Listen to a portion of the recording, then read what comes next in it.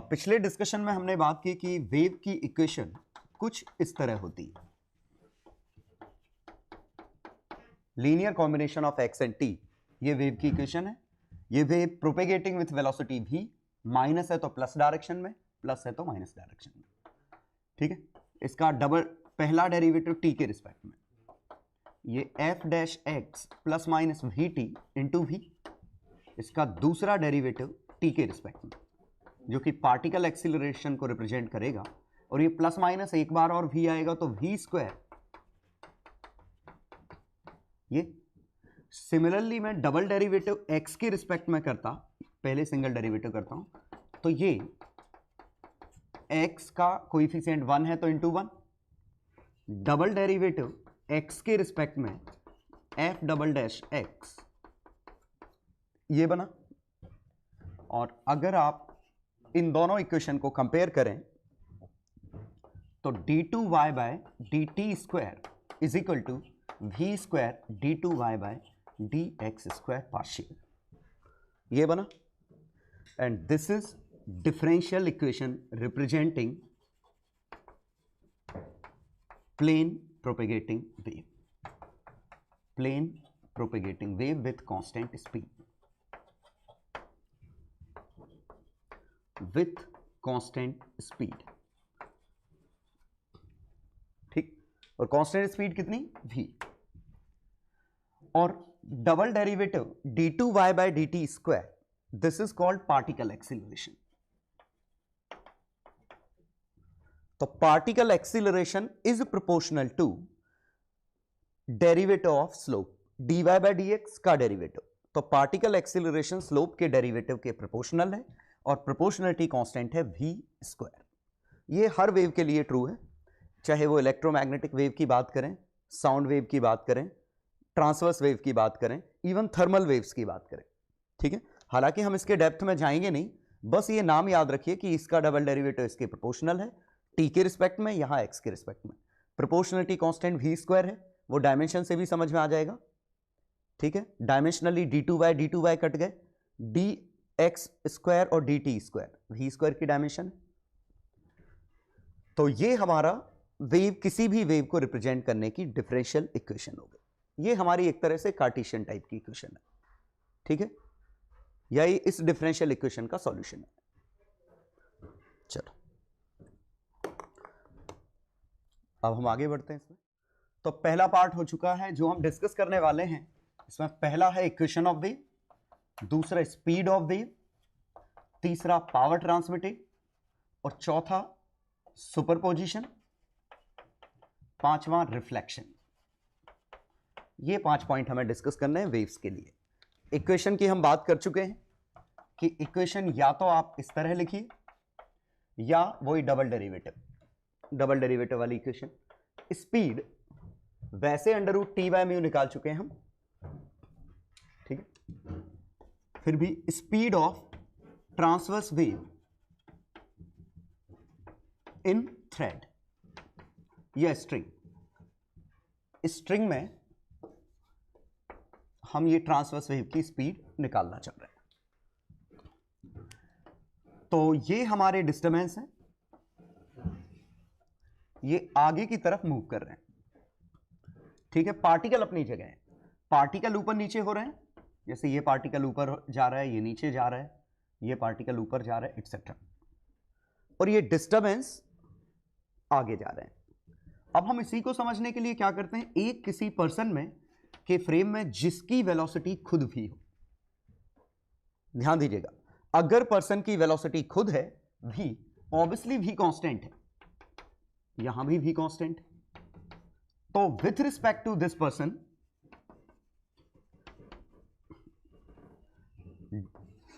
Shape बदल नहीं जाएगा, शेप तो यही रहेगा, लेकिन वो जो पार्टिकल जो अपनी जगह फिक्स थे वो पीछे जाने लगेंगे। ऊपर नीचे तो हो ही रहे हैं, पीछे भी जाएंगे, तो ये ऐसा लगेगा कि मानो पार्टिकल ऐसे जा रहे हो। मतलब वेव का शेप यही है और पार्टिकल ऐसे घूमते हुए जा रहे हैं। पहले क्या हो रहा था, पार्टिकल अपनी जगह ऊपर नीचे हो रहे थे। इस पर्सन को ऐसा लगेगा कि ये रस्सी आगे जा रही है, मतलब इसको ऐसा लगेगा कि ये आपको इमेजिन करना पड़ेगा, इसमें हम कुछ खास कर नहीं सकते। पहले ये समझने की कोशिश करिए, नीचे मैंने बना दिया एक ग्राउंड। उससे पहले एक इंपॉर्टेंट चीज, इसको फील कराने के लिए ग्राउंड राउंड बाद की बात है। पहले ये समझिए, मान लीजिए पर्सन मैक्सिमा पे होता, मान लीजिए ये पर्सन मैक्सिमा पे होता, तो पर्सन आगे जा रहा है, वेव भी आगे जा रहा है, तो पर्सन के साथ वेव एज इट इज आगे जाएगी, हमेशा इसकी मुंडी पे ही मैक्सिमा दिखेगा। इमेजिन करिए, अगर पर्सन यहां है, इसका मैक्सिमा यहां है, और वेव के साथ पर्सन आगे चला गया, तो पर्सन को ये वेव स्टॉप्ड दिखेगी, पर्सन को लगेगा ही नहीं कि ये वेव मूव कर रही है, क्योंकि इसको हमेशा अपने सिर पे मैक्सिमा आ जाएगा। मतलब इसको दिखेगा कि ये वाला चीज तो फिक्स हो गई, ठीक है। मतलब पर्सन जहां था, पर्सन रुक गया, वेव भी रुक गई। वेव रुक गई लेकिन रस्सी नहीं रुकी, जो रोप है उसको वो रोप पीछे जाते हुए दिखेगी। तो समझिए कि ये अगर हमारी रोप होती, तो ये रोप इसको पीछे जाते हुए दिखेगी। मतलब ऐसा लगेगा कि ग्राउंड का शेप हमारा साइनसोइडल है और रस्सी उस पर ऐसी चिपकी और आगे की तरफ जा रही है, ठीक है, लाइक ए स्नेक। तो ये इसको डिस्टरबेंस ऐसे दिखेंगे। मतलब एक्चुअली इसको डिस्टरबेंस नहीं दिख रहा है, इसको रस्सी का शेप ऐसा दिख रहा है और पीछे जाते हुए भी दिख रही है। और अब अगर यहां देखें तो किसी एक पार्ट पे, जैसे हम इस पार्ट की बात करें, ये छोटा सा रस्सी का सेगमेंट ले लें, तो ये स्पीड v से जा रहा है, और अगर आप यहां से देखें तो यहां ये रस्सी सर्कुलर मोशन टाइप में कर रही है, ये डीएम मास, कि डीएम मास कर्व में घूम रहा है। तो अगर हम इसका फ्री बॉडी डायग्राम बनाएं तो कुछ ऐसे बनेगा, यहां पे टेंशन T, यहां पे टेंशन T, और अगर इसकी रेडियस ऑफ कर्वेचर R है इस पॉइंट पे, इसकी स्पीड v है, ये d theta by 2, d theta by 2, ये यहां इसने d theta by 2, d theta by 2, तो यहां पे 2t sign d theta by 2, ये दोनों टेंशन का resultant, is equal to dm v square by radius. ये आता कि यही इसको सेंट्रीपिटल दे रहा है, क्योंकि असली में नॉर्मल रिएक्शन तो है नहीं, असली में थोड़ी ना ग्राउंड है। तो इसको कर्व में घूमने के लिए एक सेंट्रीपिटल एक्सीलरेशन चाहिए, वो एक्सीलरेशन देने वाला कौन है, ठीक है, टेंशन के ये वाले कंपोनेंट, ये बना। और dm की वैल्यू, ये लेंथ आर डी थीटा है, तो mu into R D theta, mu क्या है, मास पर यूनिट लेंथ, तो dm को mu times R D theta, v square by R, ये 2t sine D theta by 2, theta अगर स्मॉल है, मतलब थीटा स्मॉल है, मतलब हम we are talking about small amplitude. हम किस में बात कर रहे हैं, जैसे गिटार की जो रस्सी है, उसको जब आप प्लग करते हो, वो जिस एम्पलीट्यूड से ऑक्सीलेट करती है कि नेकेड आई से समझ में भी नहीं आता कि वो एम्पलीट्यूड कितना है, फ्यू मिलीमीटर होता होगा, तो हम उसके लिए बात कर रहे हैं। जो हमने स्लिंकी के लिए किया था वो बात नहीं कर रहे हैं, क्योंकि उसमें एम्पलीट्यूड अच्छा खासा दिख रहा था। तो हम स्मॉल एम्पलीट्यूड के लिए बात कर रहे हैं, और स्मॉल एम्पलीट्यूड मींस वेव ऐसी कुछ दिखेगी, ऐसी कुछ दिखेगी, मतलब ये थीटा काफी छोटे होंगे, इसीलिए हम ऐसा कर सकते हैं। और देखिए ये सब कट गया, तो v की वैल्यू आ गई √T/μ। खास बात, हमने इस चीज का यूज ही नहीं किया कि ये साइन वेव है, क्यों, रेडियस कट चुकी है, तो हमें जरूरत ही नहीं पड़ी कि इसका कर्वेचर क्या था, ठीक है। इसमें फ्रीक्वेंसी का भी रोल कहीं नहीं आया, तो ये जो आंसर आया फॉर स्मॉल एम्पलीट्यूड है, small a, for any frequency, any shape, any waveform, waveform मतलब शेप है, तो किसी भी फ्रीक्वेंसी, किसी भी वेवफॉर्म के लिए बस एम्पलीट्यूड स्मॉल होगा, हर ट्रांसवर्स वेव इस स्ट्रिंग में इतनी स्पीड से जाएगी। और जैसा मैंने पहले भी कहा था कि स्पीड जो किस किस का फंक्शन मिला, टी और म्यू। टी क्या है, मीडियम की प्रॉपर्टी, म्यू क्या है, मीडियम की प्रॉपर्टी, ठीक है। तो उम्मीद है ये स्पीड का डेरिवेशन समझ में आ गया होगा कि स्पीड ऑफ वेव कैसे निकाली। खास बात ये सोचना थी कि इस पर्सन के रिस्पेक्ट में रस्सी पीछे जाते हुए दिखेगी। ठीक है,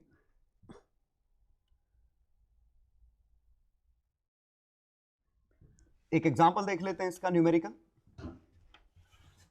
तो ये एक रस्सी है, रोप या रॉड जो भी माने, इसकी density 20 gram per centimetre cube.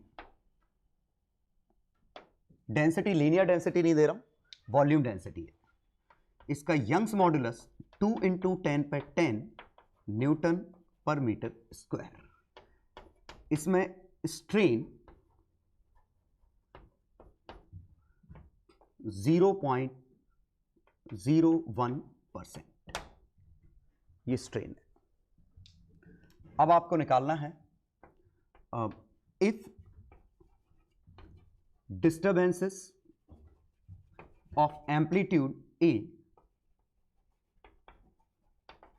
is equal to 0.1 mm are generated at left end, say x equal to 0. Find equation of wave. ये था क्वेश्चन। अब देखिएगा, एक हमने क्या किया है, एक स्ट्रिंग ली, स्ट्रिंग को टाइट बांध दिया, उसमें स्ट्रेन एक क्रिएट करी, यंग्स मॉडुलस दे रखा है, डेंसिटी है। अब जरा देखिए, यंग्स मॉडुलस और स्ट्रेन अगर दोनों दिए हैं, इसका मतलब कि हमें इलास्टिसिटी के क्वेश्चन से सॉल्व करना है। ठीक है, और स्ट्रेन और यंग्स मॉडुलस में क्या रिलेशन है?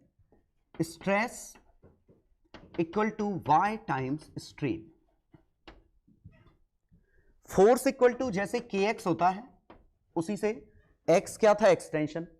k था फोर्स कांस्टेंट, ये था फोर्स। फोर्स की जगह आ गया स्ट्रेस, एक्सटेंशन की जगह आ गया, स्ट्रेस क्या है? फोर्स पर यूनिट एरिया। एक्सटेंशन की जगह एक्सटेंशन पर यूनिट लेंथ, ये स्ट्रेन, ये y, ये फॉर्मूला होता है। ठीक है, तो नहीं पढ़ा हो तो आप यहां से अंदाज लगा सकते हैं। तो स्ट्रेस क्या है? Force upon area, y into extension, तो स्ट्रेन। तो फोर्स या टेंशन, फोर्स ही तो टेंशन है जो इसके अंदर डेवलप हुई होगी, y इंटू ए इंटू स्ट्रेन। यंग्स मॉडुलस कितना है? 2 × 10⁻10। एरिया कितना है? नहीं पता, घबराइए मत, हो सकता है कट जाए। स्ट्रेन कितना है? 0.01/100। ये टेंशन है, लेकिन हम टेंशन पर यूनिट लेंथ में इंटरेस्टेड थे, तो हमें म्यू चाहिए, और mu simply rho into area है। कैसे? डीएम है रो डीवी, रो ए डीएक्स, डीएम। तो डीएम बाय डीएक्स कितना है? Rho into area. तो म्यू की वैल्यू रो इंटू एरिया है, तो टी बाय म्यू की value this 2 × 10⁻10 into area 0.01/100 upon density 20 ग्राम 10⁻³ पर सेंटीमीटर क्यूब 10⁻6 इंटू एरिया। हर चीज ऐसा यूनिट, ग्राम पर सेंटीमीटर क्यूब तो किलोग्राम पर मीटर क्यूब। अब देखते हैं कुछ कट रहा है, एरिया तो कट ही गया, 2 से 2 कट गया, तो ये वैल्यू 10⁻3 यहां आई, 10⁻3, 10⁻5, 10⁻7, तो 2 से 2 कटा, 10⁻9 इंटू 10⁻4 इंटू 10⁻3।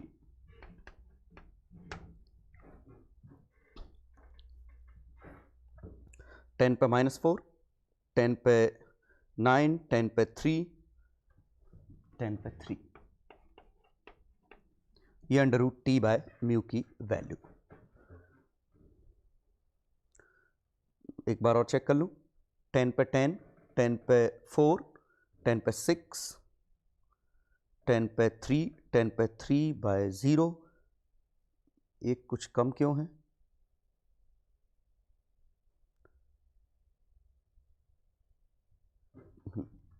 ये 2, अब सही। ये टी बाय म्यू की वैल्यू 10 स्क्वायर आ गई, तो under root T by mu is equal to 10 metre per second. तो ये हमारी स्पीड निकल के आ गई, under root 10 T by mu 10 metre per second. तरीका क्या है, पहले हमने स्ट्रेस निकाली, स्ट्रेस होती है फोर्स पर यूनिट एरिया, तो टेंशन पर यूनिट एरिया, एरिया मल्टीप्लाई किया, y into area into strain, ये फोर्स आया, म्यू मास पर यूनिट लेंथ चाहिए था, तो हमने density into area, area area cut गया, ये आंसर आया। ये तो हमारा एक छोटा सा पार्ट सॉल्व हुआ, ठीक है।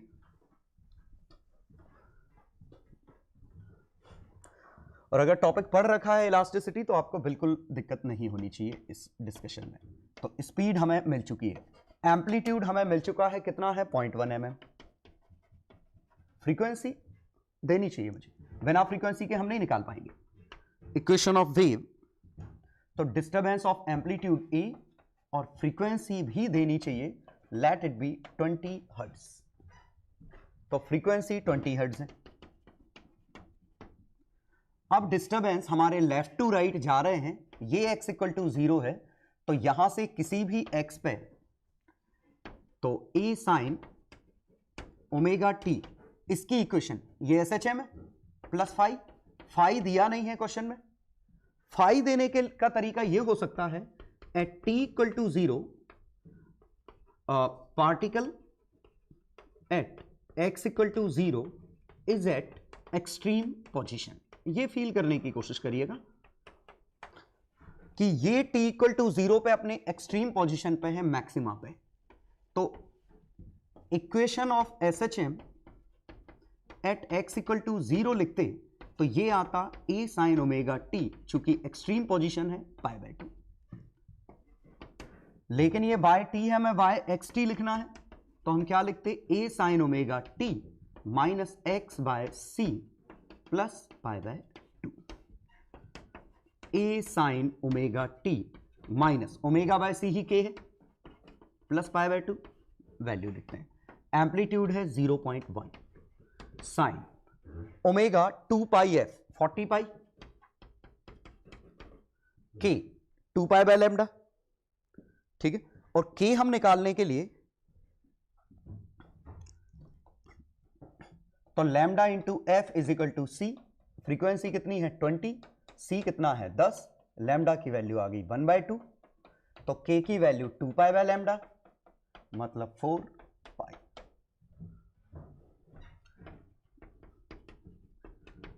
लेकिन खास बात यह है, आपको यहां मेंशन करना चाहिए x सेंटीमीटर में है, t सेकेंड्स में है और पूरा आंसर मिलीमीटर में, ठीक है। यहां एक्स्ट्रा चीज ये थी कि आप ये फेज तभी बता पाएंगे जब आपको t इक्वल टू 0 पे इस पार्टिकल की इंफॉर्मेशन पता होगी।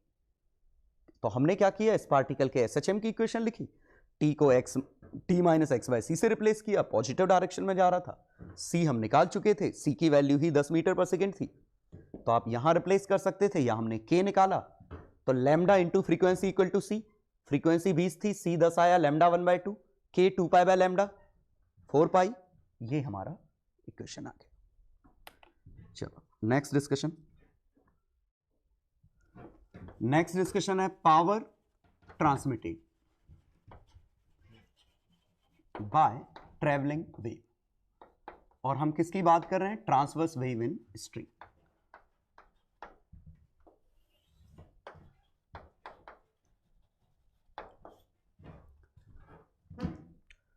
कि पावर कितनी ट्रांसफर हो रही है, तो ये यहां समझने के लिए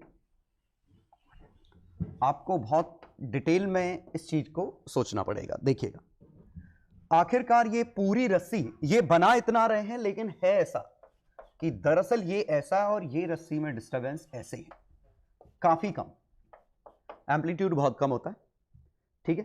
टेंशन T इस पूरे में थ्रू आउट टेंशन सेम है, हम काफी छोटा मास मान रहे हैं, तो टेंशन थ्रू आउट इसमें सेम है, ठीक है ऐसा फिगर, सहूलियत के लिए हम ऐसा बना ले रहे हैं।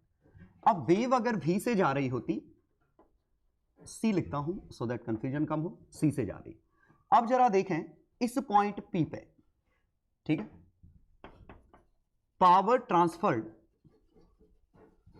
Eight point P at this instant ये लिखते हैं हम। तो अब जरा देखिए ये पार्टिकल कहां जा रहा है, नीचे। सोचो, इसकी वेलोसिटी नीचे है और इस पे टेंशन ऐसे है। अब टेंशन मैंने लेफ्ट बनाई क्योंकि हम power transferred at point P this instant from left to right. क्यों? क्योंकि वेव लेफ्ट टू राइट जा रही है, तो लेफ्ट वाले ने इस पॉइंट पे कितनी पावर दी, तो फोर्स किसका लेंगे, लेफ्ट पार्ट का। तो लेफ्ट पार्ट ने इस पे जो लगाया वो T इधर है, वेलोसिटी इधर है। अब फोर्स और वेलोसिटी में अगर एंगल है तो ये एंगल अगर मैं थीटा लिखूं तो ये power transfer F dot V लिखते और डॉट प्रोडक्ट लिखते तो T का वर्टिकल कंपोनेंट और T का साइन थीटा इनटू वेलोसिटी लिख सकते हैं। अब जरा देखिएगा, T sine theta is approximately equal to tan theta. क्यों? क्योंकि हम बात कर रहे हैं स्नैपशॉट की। तो इन सब में ये थीटा इतना छोटा है कि T का वर्टिकल कंपोनेंट ही T साइन थीटा है, वही T टेन थीटा है, थीटा स्मॉल है। और tan theta can be written as T del y by del x and velocity can be written as del y by del t। T का vertical component, T का del y by del x, T का sine theta वही रफली T tan theta है और tan theta ही del y by del x है, slope into del y by del t। Del y by del t क्या है, इस पार्टिकल की इंस्टेंटेनियस वेलोसिटी। और ध्यान देने वाली बात है, ये चीजें बदलेंगी क्योंकि कुछ समय बाद ये भी मान लो ऐसे पहुंचेगी तो फिर इसकी वेलोसिटी हो जाएगी ऊपर, टेंशन हो जाएगी इधर, तो आंसर कुछ और आ जाएगा। इसी कभी अगर इस इंस्टेंट पे पॉइंट P अपने टॉप पे होगा तो टेंशन हो जाएगी इधर और वेलोसिटी हो जाएगी जीरो, तो पावर जीरो आएगी। तो ये पावर वेरिएबल निकली। और अगर हम इक्वेशन से देखें तो A sine omega t minus k x plus five, ठीक है, तो डेरिवेट करो T del y by del x, तो डेरिवेटिव करते x के रिस्पेक्ट में तो a k, x के रिस्पेक्ट में एक्चुअली a माइनस के आता, ठीक है, लेकिन हमें पता है t और वेलोसिटी की डायरेक्शन सेम है तो हम मैग्नीट्यूड लिख देंगे t a k साइन का cos del y by del t a omega sine का कॉस प्लस 5, और इसी को मैं अब इधर लिख देता हूं, जगह कम पड़ गई, तो power I a square t k omega cos square के एक्स माइनस या omega t minus k x plus 5। और ये होल स्क्वायर क्या रिप्रेजेंट कर रहा है, इट डजंट चेंज साइन, इसका साइन चेंज नहीं होगा। और जरा मैं वेरीफाई करके देखता हूं कि हर जगह इसका साइन पॉजिटिव ही आएगा। इंटरेस्टिंग है, ये आपको समझना जरूरी है। ये सी से जा रहा है, इस पॉइंट पे बात करते हैं, लेफ्ट से राइट की बात कर रहा हूं, सी इस तरफ है तो लेफ्ट पे टेंशन कहां है, इधर। इस पॉइंट पे बात करें तो टेंशन इधर, इस पॉइंट पे बात करें टेंशन इधर, इस पॉइंट पे बात करें टेंशन इधर, ये होती। इस पॉइंट पे बात करें टेंशन इधर, हर पॉइंट पे टेंशन लेफ्ट है क्योंकि हम लेफ्ट पार्ट का फोर्स कर रहे हैं और टेंशन ऑलवेज पुल्स। अब जरा वेलोसिटी देखिए, ये आगे जा रहा है तो ये वेलोसिटी नीचे है, ये आगे जा रहा है वेलोसिटी नीचे, आगे जा रहा है वेलोसिटी इस इंस्टेंट पे तो जीरो है, इस इंस्टेंट पे वेलोसिटी ऊपर, ठीक है, और इसकी वेलोसिटी नीचे, ठीक है। और एक और बना देता हूं इधर, तो टेंशन T इधर, वेलोसिटी ऊपर। हर जगह देखिए T और V के बीच में डॉट प्रोडक्ट या तो पॉजिटिव है या जीरो है, ठीक है। यहां पे जीरो है, पॉजिटिव पॉजिटिव पॉजिटिव, और एक बात और समझिए, मैक्सिमम किस पॉइंट पे है? मैक्सिमम उस पॉइंट पे होगा जिस पे वेलोसिटी मैक्सिमम होगी और स्लोप मैक्सिमम होगा। क्यों? t into slope into velocity, और इत्तेफाक से स्लोप और वेलोसिटी दोनों एक साथ मैक्सिमम एक ही पॉइंट पे होते हैं, दोनों एक साथ ही मैक्सिमम मीन पोजीशन पे होते हैं। तो मीन पोजीशन पे टेंशन लिखते तो टेंशन ये और वेलोसिटी ये, तो वेलोसिटी भी मैक्सिमम है और t का वर्टिकल कंपोनेंट भी मैक्सिमम है, तो इन दोनों का प्रोडक्ट मैक्सिमम है। तो ये इंस्टेंटेनियस पावर ये आई। तो कोशिश करिए समझने की कि जब पार्टिकल मीन पोजीशन पे था पावर ट्रांसफर्ड मैक्सिमम था, एक्सट्रीम पोजीशन पे पावर ट्रांसफर्ड जीरो था, इन बिटवीन पावर ट्रांसफर्ड कुछ ना कुछ पॉजिटिव था। तो कॉस स्क्वायर यही कह रहा है कि पावर जीरो से मैक्सिमम के बीच में चेंज हो रही है और पावर इतनी तेजी से बदल रही है, तो हम यहां एवरेज पावर की बात करेंगे। इंस्टेंटेनियस की जगह हम एवरेज पावर की बात करते हैं, और एवरेज पावर में यही चीज तो बदल रही है। और कॉस स्क्वायर थीटा का एवरेज क्या है? 1/2 टी ए स्क्वायर के ओमेगा। तो इन जनरल हम एवरेज पावर की ही बात करेंगे कि ऑन एन एवरेज पावर कितनी ट्रांसफर हो रही है। इंस्टेंटेनियस पावर की बात करें तो वो हर पॉइंट पे वेरिएबल है और टी का vertical component del Y by del t. तो अच्छे से छाप लो ये, क्योंकि ये थोड़ा कंफ्यूजिंग पार्ट था। तो इत्मीनान से फील करिए कि पावर वेरिएबल कैसे है, किस पॉइंट पे पावर मैक्सिमम थी, और एवरेज निकाला तो हमने कॉस स्क्वायर थीटा का एवरेज लिखा, दैट इज 1/2। ठीक है।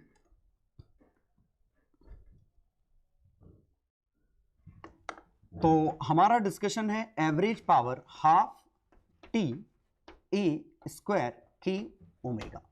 हम ये याद नहीं रखने वाले हैं ऐसे। याद हम कैसे रखेंगे? या तो आप ऐसे समझिए कि हम इंस्टेंटेनियस पावर टी का वर्टिकल कंपोनेंट इनटू वेलोसिटी इससे, और इसका एवरेज निकाल लेंगे। लेकिन वैसे हम एवरेज पावर में इंटरेस्टेड हैं, तो एवरेज पावर ध्यान दीजिएगा कैसे सोचेंगे हम।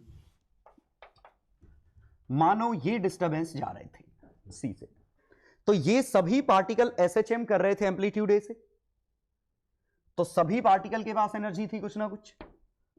ठीक है, और किसी भी पार्टिकल के पास एनर्जी हाफ के स्क्वायर या हाफ एम ओमेगा स्क्वायर ए स्क्वायर, ये पार्टिकल की एवरेज एसएचएम की एनर्जी है। तो ये पार्टिकल के पास एनर्जी थी। अभी तक इतने पार्टिकल के पास एनर्जी थी। जो ही वेव आगे जाएगी, नए पार्टिकल होंगे जो एसएचएम करना चालू कर देंगे। तो ये जो मास डीएम मास है, तो energy transferred in dt time is equal to oscillation energy of dm mass। dm mass कौन सा है? Extra mass, extra mass that starts oscillating in this time dt। तो dm वो मास है जो dt टाइम में वेव मूव कर गई और ये dm मास ऑक्सीलेट करने लग गया। तो हाफ dm ओमेगा स्क्वायर ए स्क्वायर, ये एसएचएम की एनर्जी लिखी, ये du है, और dm की वैल्यू म्यू सी dt। सोचिए dt टाइम में वेव कितनी मूव करेगी? सी dt। तो कितना एक्स्ट्रा पार्ट ऑक्सीलेट करने लगेगा? सी dt। और इस हिस्से का मास कितना है? मास पर unit length into length of that part, omega square A square, ये du है। तो du बाय dt, और ये एवरेज एनर्जी है, तो average power du by dt, और हाफ dt कट गया म्यू सी ओमेगा स्क्वायर ए स्क्वायर, ये लिखा है। और c क्या है? इसकी स्पीड। और ये आप सीधे सोच सकते थे हाफ dm ओमेगा स्क्वायर ए स्क्वायर, ये du है, तो du by dt, dm by dt, और dm बाय dt कितना है? dm है म्यू dx, तो dm by dt mu dx by dt c। तो ये कुछ और नहीं, half dm by dt omega square A square लिखा है।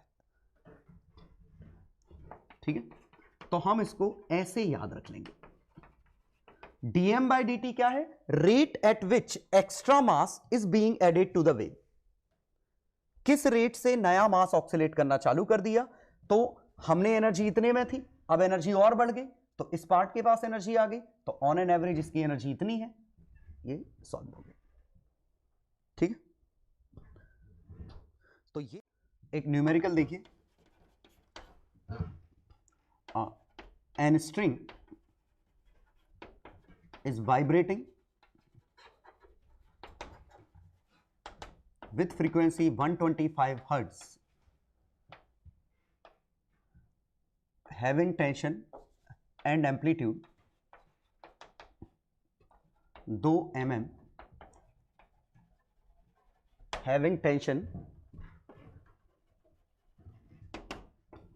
640 Newton and mass per unit length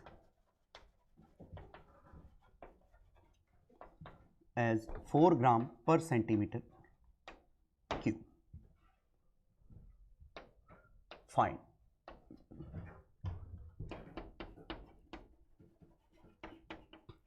average power transferred.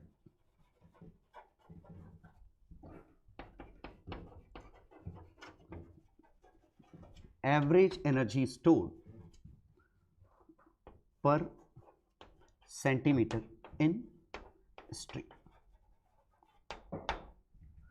तो स्ट्रिंग में कंटिन्यूअस एक वेव ट्रांसफर हो रही है, लगातार ही एक वेव ट्रांसफर हो रही है, जिसकी फ्रीक्वेंसी 125 हर्ट्ज है, एम्पलीट्यूड 2 मिलीमीटर है, टेंशन दे रखी है, मास पर यूनिट लेंथ दे रखा है, मतलब इससे हमें मिल गया कि स्पीड मिल जाएगी। Average power transferred you have to use formula, और average energy stored you will have to use common sense, ठीक है।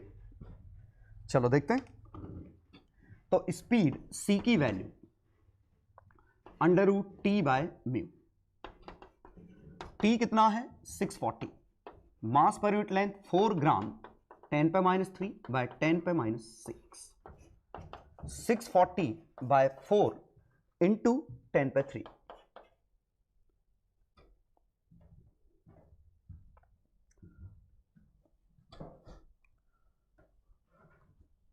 डेटा अच्छा है, तो 10 पे 3 ठीक है चलेगा। तो ये 160 16 बाय 100 0.4,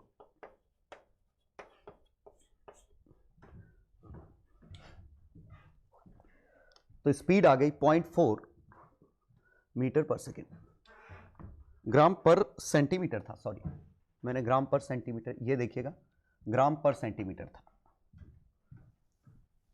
4 इंटू 10 पे -1, 4 ग्राम पर सेंटीमीटर, तो 10 पे -1, तो 6400 बाय 4 1640, 40 मीटर पर सेकेंड ये स्पीड आ गई। पहला काम हो गया हमारा।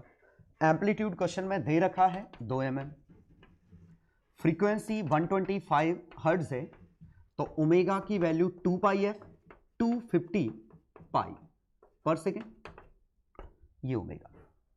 अब एवरेज पावर का फॉर्मूला आया था half dm by dt, mu C omega square A square, half mu कितना है एसआई यूनिट में 4 gram per centimetre, 4 gram per centimetre into c 40, omega square 250 pi का whole square, amplitude square 2 millimetre, ठीक है। देखते हैं, ये 10 10 10 कटा 16 बाय 2 8 इंटू 250 को 1000 बाय 8 लिख सकते हैं, 1000 से 1000 कट जाएगा,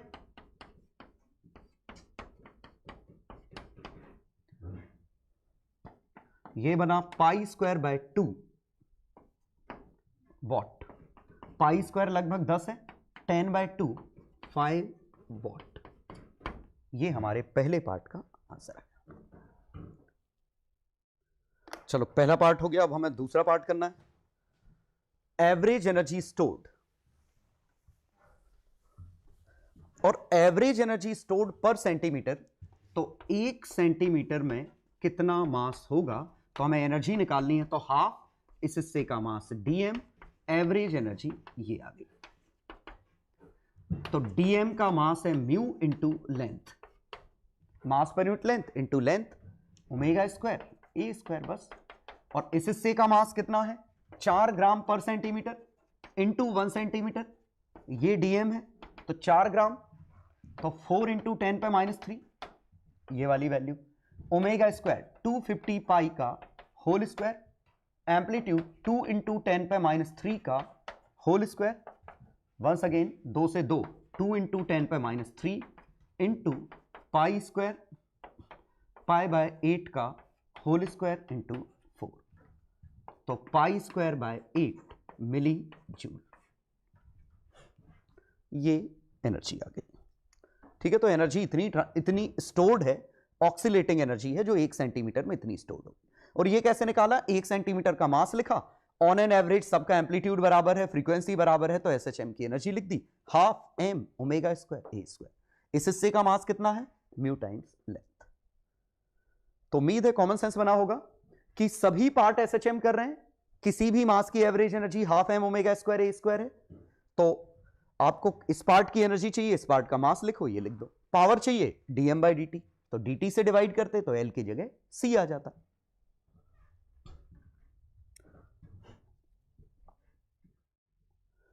अगला डिस्कशन कि रीस्टोरिंग फोर्स कहां से आ रहा है, ये इंटरेस्टिंग है कि restoring force and potential energy. याद करिए, अगर कोई स्प्रिंग मास सिस्टम है तो रीस्टोरिंग फोर्स क्या है kx और एनर्जी क्या है हाफ kx स्क्वायर। तो चूंकि स्ट्रिंग में भी हमने देखा हर पार्टिकल सिंपल हार्मोनिक मोशन कर रहा है साइनसोइडल वेव के लिए, तो उसके पास एक रीस्टोरिंग फोर्स भी होना चाहिए, एक पोटेंशियल एनर्जी भी होनी चाहिए। तो अगर हम देखें तो जैसे हम इस dm मास की बात करें, ये dm मास है, ये अगर यहां से y डिस्टेंस पे है, y पे है, तो इसका एक्सीलरेशन ओमेगा स्क्वायर y होगा, सोचो। और इसकी वेलोसिटी इस पार्ट की, तो ये अपनी मीन पोजीशन है, मीन पोजीशन से पार्टिकल y डिस्टेंस पे है, एम्पलीट्यूड a था, तो अगर इसकी वेलोसिटी देखें, अब ये वेव मान लो इस तरफ जा रही होती तो ये पार्टिकल ऊपर जा रहा होता, वेलोसिटी आती ओमेगा a मैक्सिमम का 1 माइनस y बाय ए का होल स्क्वायर। यही तो एसएचएम की प्रॉपर्टी है, वेलोसिटी ऊपर आती, एक्सीलरेशन आता ओमेगा स्क्वायर ए। ये एसएचएम से हमने लिखा कि ये एसएचएम कर रहा है, तो ये कुछ इस तरह बना होगा। अब बात ये उठी कि हमें इसका एक्सीलरेशन पता है, वेलोसिटी पता है, तो हमें ये सोचना है कि आखिरकार इसको एक्सीलरेशन देने के लिए फोर्स कौन दे रहा है, और वो समझने के लिए हमें इसको थोड़ा सा जूम करना पड़ेगा। ये जूम किया। अब ध्यान दीजिएगा अच्छे से कि इस पे इसका फ्री बॉडी डायग्राम बनाएं इस डीएम मास का, तो डीएम मास पे 2 टेंशन है, एक टेंशन इधर है, एक टेंशन इधर है, और दोनों टेंशन की वैल्यू सेम है। लेकिन क्या वर्टिकल कंपोनेंट दोनों के कटेंगे? वर्टिकल कंपोनेंट कटेंगे नहीं, क्योंकि कर्वेचर की वजह से ये वाला एंगल और ये वाला एंगल डिफरेंट हो जाएंगे। तो अगर मैं यहां से देखूं तो ये अगर थीटा है, ये कुछ और है, थीटा प्लस डी थीटा ले लूं, ये है, तो यहां पे नेट डाउनवर्ड फोर्स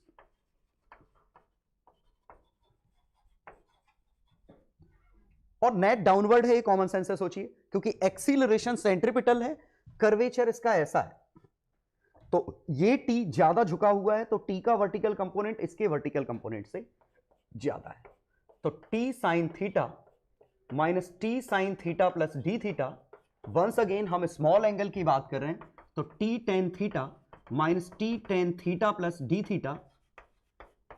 और अब जरा देखिए, टेन थीटा और tan theta plus D theta, ये del Y by del X है इस पॉइंट का, तो अगर मैं इसको x मानूं, इसको x प्लस डी एक्स मानूं, इस लेंथ को dx लूं, तो ये x का डेरिवेटिव, ये x प्लस dx का डेरिवेटिव, ये लिखा है। और इसका नेक्स्ट स्टेप ये लिखा है t del 2y by del x square into dx। ये कैसे लिखा याद करिए, f of x minus f of x plus dx is equal to minus f dash x dx। Positive में लिख देता हूं, कोई दिक्कत नहीं। x प्लस dx में से f ऑफ x घटाएं, मैं काफी पहले बता चुका हूं, ये f डैश x dx है, डेरिवेटिव से dx को नीचे ले जाओ, फर्स्ट प्रिंसिपल लिखा है डेरिवेटिव का। तो dy बाय dx में से dy बाय dx इस पे निकाला, तो ये f ऑफ x है, ये f of x plus dx है, इसका difference f dash x dx, obviously एक नेगेटिव साइन के साथ, तो इसका f डैश x कितना आएगा, तो d2y by dx square into dx। ये हमारा फोर्स है, ये दरअसल रीस्टोरिंग फोर्स है। नेगेटिव साइन यही शो कर रहा है क्योंकि फोर्स इस तरीके से आ रहा है। तो ये हमारा फोर्स आया जो कि सिंपल हार्मोनिक मोशन के लिए रिस्पॉन्सिबल है, और ये आप किसी भी पॉइंट पे चेक कर सकते हैं। जैसे आप इस पॉइंट की बात करें तो ये टी इधर है, ये टी इधर है, रिजल्टेंट नेट नीचे आएगा, तो हमेशा ही रिजल्टेंट सेंटर की तरफ आएगा, इसका इधर एक्सेट्रा। तो ये तो हमने फोर्स इसको ट्रांसफर कर दिया, ठीक है। अब हमें पता है ये रीस्टोरिंग फोर्स ही dm ओमेगा स्क्वायर y के बराबर होता, ठीक है। यही इसको एक्सीलरेशन दे रहा है, तो यही इसका dm इंटू एक्सीलरेशन, ये तो लिख ही सकता हूं, और एक्सीलरेशन को del 2y by del t square लिख सकता हूं, और इस dm को मास इंटू एक्सीलरेशन, मास क्या है म्यू dx, एक्सीलरेशन क्या है del 2y by del t square. तो म्यू dx मास है किस पार्ट का, इस सेगमेंट का। ध्यान दीजिए थीटा काफी स्मॉल है, तो ये लेंथ dx है, तो ये भी रफली dx ही है, या इसी लेंथ का मास तो ऊपर गया है, यही लेंथ तो ऊपर गई है, तो जो मास ये है वही मास ऊपर है।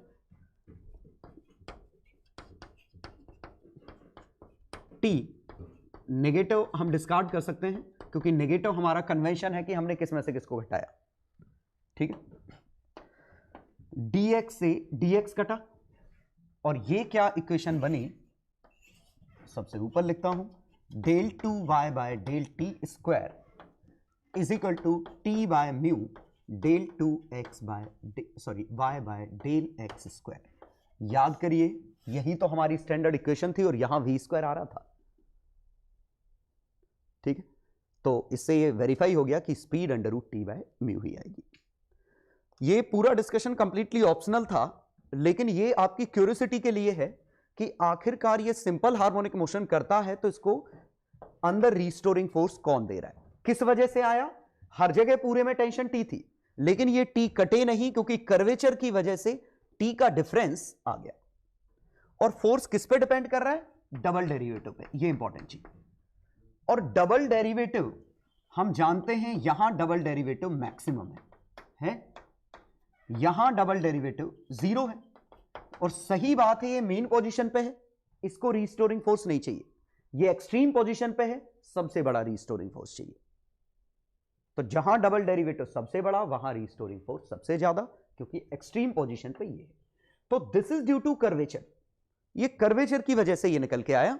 और कर्वेचर किसकी प्रॉपर्टी है, कर्व की, कि आपका वेव फॉर्म क्या है, साइन है, तो ये साइनसोइडल फंक्शन की प्रॉपर्टी मैंने यूज की है, ठीक है।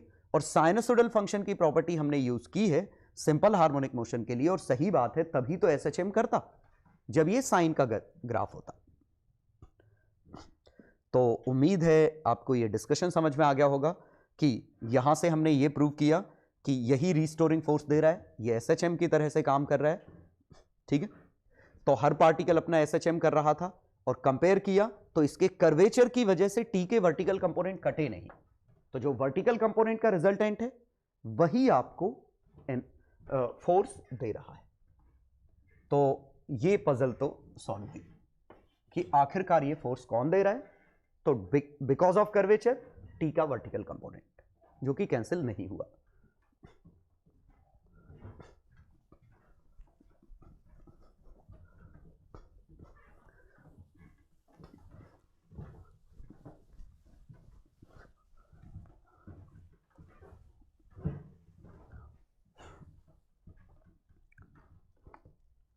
अब दूसरी पजल सॉल्व करनी है हमें पोटेंशियल एनर्जी कि ये एनर्जी स्टोर कहां हो रही है। तो ये काफी हद तक मैं आपको सिमुलेशन में दिखा चुका हूं, ठीक है। तो फिर अब मैं फिर से सिमुलेशन नहीं दिखा रहा हूं, अब आपको खुद को फील कर लेना कि ये ऐसा था। अगर इसके अंदर ये वेव बनती तो ये वाला पार्टिकल उठ के यहां जाता, ये वाला पार्टिकल उठ के यहां जाता। तो इन दोनों के बीच में जो गैप पहले था वही गैप अब है। तो यहां पे स्ट्रेन नहीं आई क्योंकि एक्सटेंशन नहीं आया। लेकिन जरा देखिए, ये वाला पार्टिकल उठ के यहां जाता, ये वाला पार्टिकल उठ के यहां जाता। तो पहले गैप इतना था, अब गैप इतना बड़ा है। तो इस पॉइंट पे स्ट्रेन मैक्सिमम है, ठीक है। और यहां देखिए, यहां पे गैप थोड़ा सा बढ़ा, इसके मुकाबले ये गैप ज्यादा है। यहां भी थोड़ा बढ़ा, यहां थोड़ा सा बढ़ा, यहां स्ट्रेन। तो मेरे ख्याल से आप समझ पा रहे होंगे कि इस पॉइंट पे स्ट्रेन मैक्सिमम है, इस पॉइंट पे स्ट्रेन 0। आप स्ट्रेन को ऐसे भी समझ सकते थे, थोड़ा बिट मैथमेटिकल है, कि ये हमारा dx है, ये अगर थीटा है तो ये लेंथ dx का सेक थीटा है, और स्ट्रेन क्या है, change in length upon original length. Change in length कितनी हुई, dx sec theta -1 by dx। ये सेक थीटा -1 आई, और sec theta -1 is approximately theta square by 2, और थीटा इज टेन थीटा, मतलब डेरिवेटिव। और स्लोप कहां पे मैक्सिमम है, यहां स्लोप 0 है। तो जहां स्लोप 0 है वहां स्ट्रेन 0 है, यहां स्ट्रेन मैक्सिमम। ये वाला पार्ट ऑप्शनल था, खासकर ये मैथमेटिक्स। आपको बस इतना समझना है कि ये स्ट्रेन जो मॉलिक्यूल्स के बीच की लेंथ बदल रही है, मॉलिक्यूल के बीच की लेंथ यहां सेम है, यहां एक्सटेंड कर गया, तो इसके अंदर एक एनर्जी स्टोर हो गई। और चूंकि ये वेव आगे जाती जा रही है, तो कभी ना कभी ये भी अपनी एक्सट्रीम पे आएगा, और ये जब एक्सट्रीम पे आएगा इसकी एनर्जी लूज हो जाएगी, वो एनर्जी किसी और को मिल जाएगी। तो ये इस तरीके से एनर्जी का फ्लो पूरी स्ट्रिंग में लगातार हो रहा है। तो मीन पोजीशन पे जहां पे काइनेटिक एनर्जी मैक्सिमम है, उसी पे स्ट्रेन एनर्जी मैक्सिमम है। यहां काइनेटिक 0, स्ट्रेन भी 0, ठीक है। तो हर एलिमेंट के पार्ट की एनर्जी बराबर नहीं है, इस पार्ट की एनर्जी मैक्सिमम है, इसकी एनर्जी कम है। इसीलिए तो हमने एनर्जी में एवरेज की बात की थी। सोचिए, इस पॉइंट पे काइनेटिक मैक्सिमम, पोटेंशियल मैक्सिमम, इस पॉइंट पे काइनेटिक 0, पोटेंशियल 0, ये t = 0 की स्टेट है। अब वेव अगर इधर जाती तो t = t/4 पे बात करूं, तो t/4 पे ये इतना जा चुका होगा, तो ये वाला पॉइंट हमारा इधर आ जाएगा, ये इधर आ जाएगा। तो इस वाले पॉइंट पे काइनेटिक मैक्सिमम, पोटेंशियल मैक्सिमम, इस वाले पे पोटेंशियल 0, काइनेटिक 0, ठीक है। तो देखिए, यहां पे दोनों मैक्सिमम थी, कुछ देर बाद दोनों 0 हो गई, यहां दोनों 0 थी, कुछ देर बाद मैक्सिमम हो गई। मतलब हर पार्ट की एनर्जी, इस पार्ट के पास एनर्जी ज्यादा थी, इसके पास नहीं थी, अब इसके पास ज्यादा है, इसके पास नहीं है। तो ये हर एलिमेंटल पार्ट की एनर्जी अलग अलग है। That's why we were talking about average energy, क्योंकि हमेशा इसके पास एनर्जी मैक्सिमम नहीं है, कभी एनर्जी 0 भी है। तो उनका एवरेज लेने पे वो ½ m² a² आएगा, ठीक है, क्लियर। तो जब ये अपनी मीन पोजीशन से एक्सट्रीम पे पहुंचेगा, अपनी दोनों एनर्जी लूज कर जाएगा, ये लूज करेगा, कोई और गेन करेगा। तो ये वजह है कि मैं एवरेज वर्ड यूज कर रहा था एनर्जी के ट्रांसफर के लिए, ठीक है। तो कुछ क्वेश्चन दे रहा हूं, वो क्वेश्चन ट्राई करिएगा, फिर आगे बढ़ते हैं। 3 छोटे छोटे क्वेश्चन है। क्वेश्चन नंबर 1 में 2 वेव हैं, दोनों वेव राइट जा रही हैं सेम मीडियम में। फिगर इस तरह है कि इसके 3 लूप्स हैं, इसका एक सिंगल लूप है। एम्पलीट्यूड इसका A है, इसका 2 है। You have to find ratio of power, yellow colour वाले की पावर और इसकी पावर का रेशियो निकालना है सेम मीडियम में, ठीक है। क्वेश्चन नंबर 2 में यंग्स मॉडुलस दिया है वायर का, स्ट्रेन दी है 0.1%, एरिया दिया है 2 सेंटीमीटर स्क्वायर क्रॉस सेक्शन का एरिया। इसकी density 2 gram per metre, unit पे ध्यान दीजिएगा। एम्पलीट्यूड 2 मिलीमीटर है, फ्रीक्वेंसी 100 हर्ट्ज है। You have to find speed of transverse wave in string, average power transmitted through the string. Now question number 3, there are two strings of different cross section, that's why mass per unit length is different।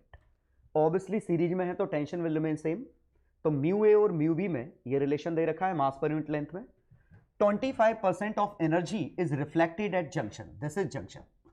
जितनी energy left to right transfer हो रही थी, left to right transfer हो रही है, उसका 25% reflect कर गया, रिमेनिंग 75% आगे ट्रांसफर हो गया है। तो एम्पलीट्यूड ऑफ वेव, ये थोड़ा अच्छा कर देता हूं, 4 सेंटीमीटर है। Find amplitude of reflected and transmitted wave. तो ट्राई करिए क्वेश्चन। चलो पहला क्वेश्चन, सेम मीडियम में है तो पावर का फॉर्मूला होता है half mu v omega square ए स्क्वायर। इसी को चाहें तो म्यू को, ओमेगा को 2 पाई बाय टी लिख सकते हैं या 2 पाई एफ लिख सकते हैं। तो directly proportional to, medium same है तो ये चीज कांस्टेंट हो गई, तो एफ स्क्वायर ए स्क्वायर, ये पावर का फॉर्मूला हो गया। अब जरा देखिए, अगर इसकी फ्रीक्वेंसी एफ है तो इसकी फ्रीक्वेंसी 3f होगी, क्योंकि जितनी देर में ये एक बार रिपीट हो रहा है ये 3 बार रिपीट हो जा रहा है, क्योंकि स्पीड सेम है। स्पीड सेम है, लैम्डा के इनवर्स रेशियो में फ्रीक्वेंसी आएगी, इसका lambda by 3, F 3f। Amplitude 2a है तो p1 by p2 is equal to frequency f square 2a का होल स्क्वायर, नीचे फ्रीक्वेंसी 3f का होल स्क्वायर ए स्क्वायर, तो 4 बाय 9। ये पावर का रेशियो है पहले क्वेश्चन में, ठीक है। और ये मैंने कैसे रिपीट माना, सी सेम है तो लैम्डा, इसका लैम्डा बाय 3 है, इसका लैम्डा है, तो फ्रीक्वेंसी एफ 3f, एम्पलीट्यूड दे रखे, और म्यू भी सेम है दोनों के लिए क्योंकि मीडियम सेम है। चलो क्वेश्चन 2 में स्पीड आएगी under root tension by mu. Tension को Young's modulus into area into strain into area, mu mass पर unit length rho into area, Young's modulus 2 into 10 पे 10, स्ट्रेन 0.1% मतलब 100, डेंसिटी 2 ग्राम पर मीटर, 10 पे -3 और ये 10 पे 3, 0.1 1 बाय 1000, ये कट गया, 10 पे 10, 10 पे 5 मीटर पर सेकेंड, ठीक है। तो ये आंसर 10 पे 5 मीटर पर सेकेंड आया, 10 पे 3 कैंसल आउट हो गया, 2 2 10 पे 5। ये स्पीड, एम्पलीट्यूड दे रखा है, फ्रीक्वेंसी दे रखी है, तो पहला पार्ट आ गया। एवरेज पावर हाफ म्यू सी ओमेगा स्क्वायर ए स्क्वायर, हाफ मास पर यूनिट लेंथ 2 ग्राम, 2 इंटू 10 पे -3, स्पीड 10 पे 5, ओमेगा 100 हर्ट्ज तो 200 पाई, एम्पलीट्यूड 2 mm, 2 इंटू 10 पे -3 होल स्क्वायर। तो इसको पाई इंटू 1000 बाय 5 लिख लो, ये 1000 10 पे -3 कट जाएगा, 5 नीचे आएगा, तो 10 पे 2 इंटू पाई स्क्वायर बाय 5 का होल स्क्वायर 25 इंटू 2 का होल स्क्वायर 4, तो 16 pi square what, almost 160 what के आसपास। नेक्स्ट क्वेश्चन, ये थोड़ा सा अलग क्वेश्चन था। इसमें आपको ये समझना है कि जो टेंशन यहां है वही टेंशन यहां है, सीरीज में टेंशन सेम हो। इसका म्यू है तो इसका 9 म्यू होगा, और अगर यहां पे स्पीड v है तो यहां स्पीड v बाय 3, v को बेहतर मैं c लिख सकता हूं under root t by mu से। Power incidence half mu C, और फ्रीक्वेंसी अंडरस्टूड है, फ्रीक्वेंसी तो बदलती नहीं रिफ्लेक्शन रिफ्रैक्शन पे, एफ स्क्वायर ई इंसिडेंट का whole square. Power reflected half, अब जो रिफ्लेक्ट होके वेव आएगी वो इसी मीडियम में होगी, सोचो, तो म्यू सी ये यूज होगा, फ्रीक्वेंसी रिफ्लेक्शन पे चेंज होती नहीं, AR²। पावर ट्रांसमिटेड, लेकिन ट्रांसमिटेड में लिखते तो म्यू की जगह 9 म्यू और सी की जगह C/3, क्योंकि समझिएगा ये मैं क्या कह रहा हूं कि ये वेव इंसिडेंट है, इंसिडेंट। अब जो रिफ्लेक्ट होके आई ये रिफ्लेक्टेड है, ये ट्रांसमिटेड है। तो रिफ्लेक्टेड और इंसिडेंट सेम मीडियम में है, इसीलिए इसका म्यू सी सेम है, फ्रीक्वेंसी ऑलवेज सेम है, एम्पलीट्यूड ये था। लेकिन ये ट्रांसमिटेड दूसरे मीडियम में जिसका 9 mu C/3 F² A transmitted का होल स्क्वायर। तो अगर ये हमारा 100 था तो कितने परसेंट रिफ्लेक्ट हुआ? 25%। तो I0/4 रिफ्लेक्ट हुआ, 3I0/4 ट्रांसमिट हुआ। ठीक है, तो हम रेशो ले सकते हैं AI²/AR² इज इक्वल टू 4/1। तो ये तो एम्पलीट्यूड का ही रेशो है क्योंकि बाकी चीजें कट गई। लेकिन जब इन दोनों को डिवाइड करते तो AI² ट्रांसमिटेड स्क्वायर के साथ कुछ टर्म और आते।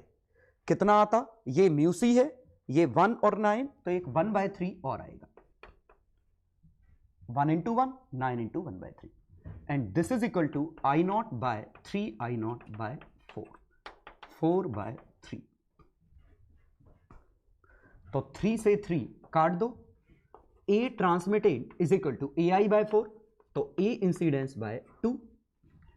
A reflected is also A incidence by 2। A incidence कितना था? 4 सेंटीमीटर, तो 2 सेंटीमीटर, और ये भी 2 सेंटीमीटर। और खास बात, एनर्जी एम्पलीट्यूड के स्क्वायर पे डिपेंड नहीं करती अकेले, क्योंकि करती होती तो दोनों का एम्पलीट्यूड बराबर है, दोनों की एनर्जी बराबर आती।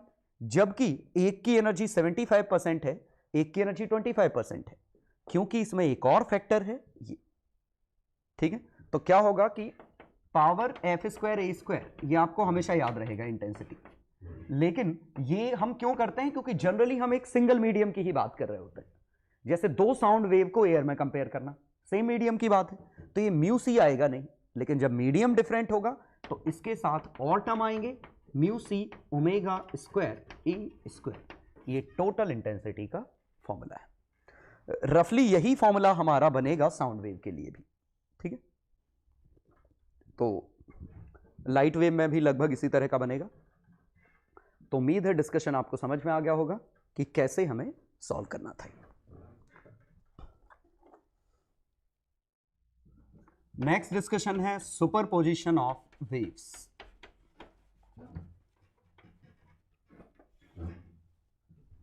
ये सिंपली क्या है कि एक ही पॉइंट पे अगर 2 वेव्स मीट कर रही है, से ये वेव जा रही है, एक और वेव अगर इसी पॉइंट पे मीट करती, तो दोनों का सुपरपोजिशन हमें करना है।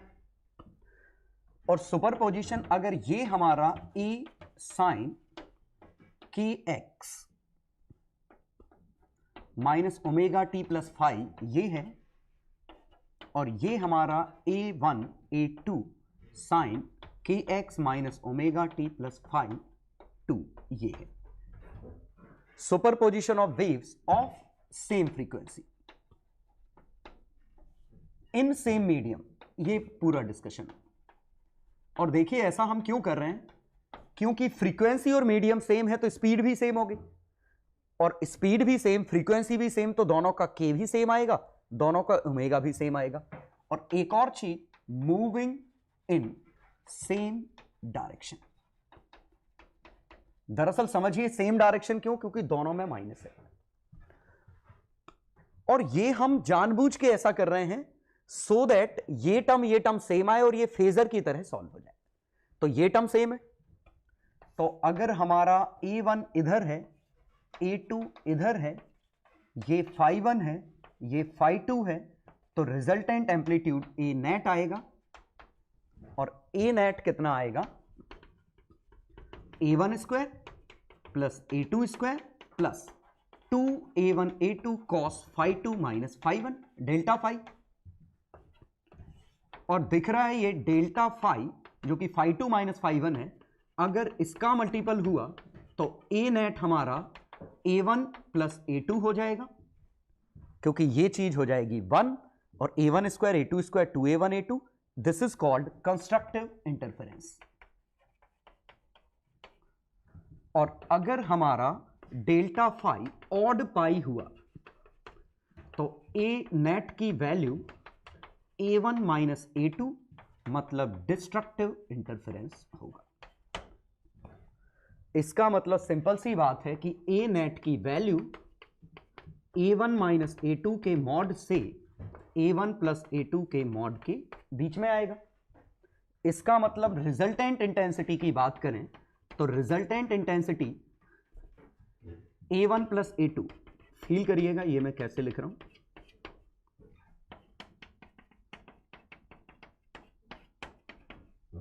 ये इन दो के बीच में आएगा. ये मैंने कैसे लिखा है ये वाला टर्म कि अगर मैं इसको इंटेंसिटी से रिप्लेस कर दूं तो ये बनता ए नेट की जगह आई नेट, दोनों तरफ स्क्वायर करो तो a1 स्क्वायर ऐसे लिखो A square equal to a1 square a2 square 2a1 a2 cos delta phi. ठीक है. अब फ्रीक्वेंसी सबकी सेम है, मीडियम सबका सेम है, तो इंटेंसिटी का फॉर्मूला हाफ म्यू सी ओमेगा स्क्वायर ए स्क्वायर होता है. तो ये टर्म सबके लिए सेम है. तो अगर मैं ये पूरे में दोनों तरफ मल्टीप्लाई कर दूं तो ये बन जाएगा i, ये बन जाएगा i1, ये बन जाएगा i2 और ये बन जाएगा रूट i1, ये बन जाएगा रूट i2, ये बन जाएगा cos delta phi.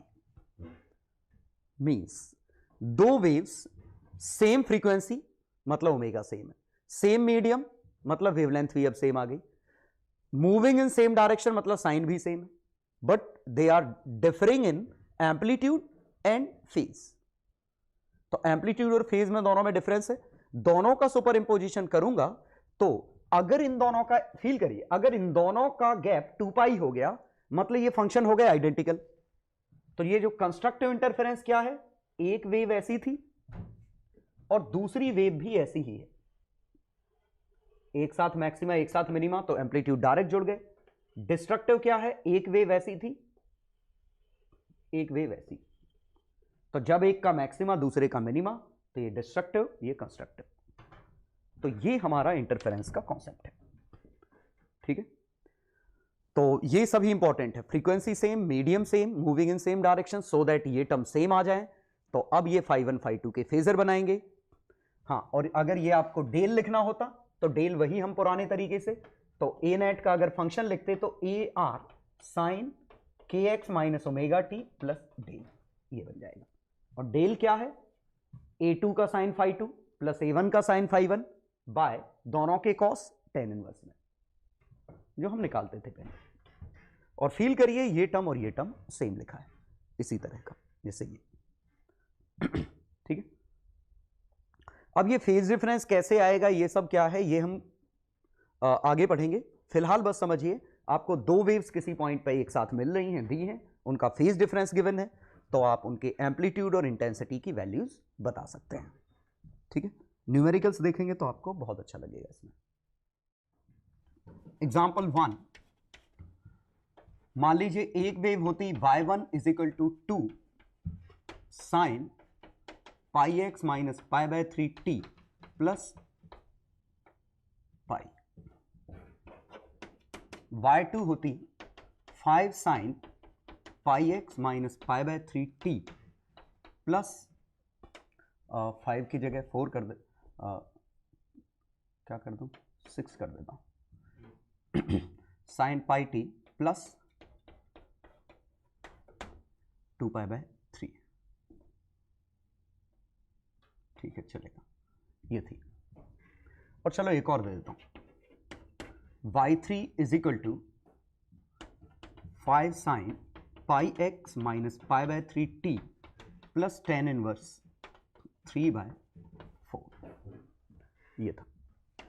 Find resultant wave. पहला एग्जांपल बिल्कुल स्ट्रेट फॉरवर्ड. तो ये हमारा SHM जैसा ही हो गया, ये टर्म तीनों के सेम है. एक का फेज पाई 2π/3 tan इनवर्स 3/4, तो ये हमने स्टैंडर्ड बनाया और स्टैंडर्ड हमने लिया sin πx माइनस π/3t, ये हमारी स्टैंडर्ड डायरेक्शन है। इससे पाई आगे हमारा 2 है, पाई आगे, इससे 2π/3 आगे, सभी साइन में है, कन्वर्ट करने की जरूरत नहीं है। हाँ, ये कॉस में भी हो सकते थे, जैसे मान लो ये कॉस होता, ये होता, तो हम इसको सुधारते, 6 साइन वही बनेगा, मैंने इंटेंशनली ऐसा लिया, प्लस π/2 प्लस π/6 2π/3, कॉस को साइन 90 प्लस थीटा करके ये बना दी, सभी का साइन है। अब ये लेंथ कितनी है हमारी 6, तीसरी लेंथ हमारी है 5, 37 डिग्री पे, ये 60 डिग्री है, तो 5 का 37 4 और 6 का 30 60, 3 और 2 5, ऊपर न्यूमरेटर में गंदा बनने वाला है, 3√3, 5 का 3, 4 और 5 का 1, ये बना, तो ए नेट हमारा आ गया ये, एंगल आ गया ये, तो रिजल्टेंट हमारा कितना आया, ए नेट हमारा आया 3√3 प्लस 3 का whole square plus 1 under root 3√3 का होल स्क्वायर 27, 9 1 18√3, 37 प्लस 18√3, ये आया, ये एम्पलीट्यूड है। लेकिन फंक्शन अगर लिखना है तो 37 plus 18√3 sine of pi x minus π/3t, और फेज एंगल कितना है ये, तो π/2 plus tan inverse, π/2 plus tan inverse कितना 1/3√3 प्लस 3, ये एक्सप्रेशन है। तो ये हमारा रिजल्टेंट, तीन वेव का रिजल्टेंट एक सिंगल वेव है, of same frequency, of same wavelength, but different phase, different amplitude. तो जैसे सिंपल हार्मोनिक मोशन में सेम फ्रीक्वेंसी वाली एसएचएम का समेशन एक एसएचएम होता था, सही वेव्स में same frequency, same wavelength, same direction, एक और रिस्ट्रिक्शन है, अदरवाइज माइनस और प्लस हो गया तो गड़बड़ हो जाएगा, क्योंकि हमें ये चीज तीनों में सेम चाहिए, तभी तो फेजर यूज कर पाएंगे। तो तीनों का resultant is yet another wave of same frequency, same wavelength, different phase and different amplitude. ये एग्जांपल 1 था, एक और एग्जांपल देता हूं, example 2, two waves of intensity, same frequency and intensities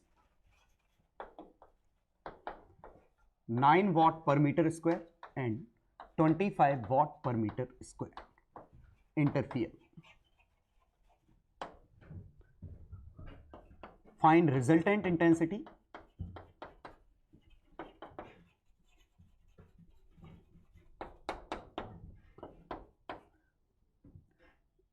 at constructive interference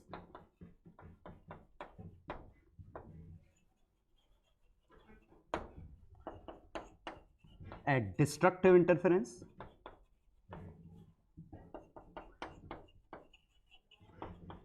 phase difference is 2π/3. Second, find phase difference if resultant intensity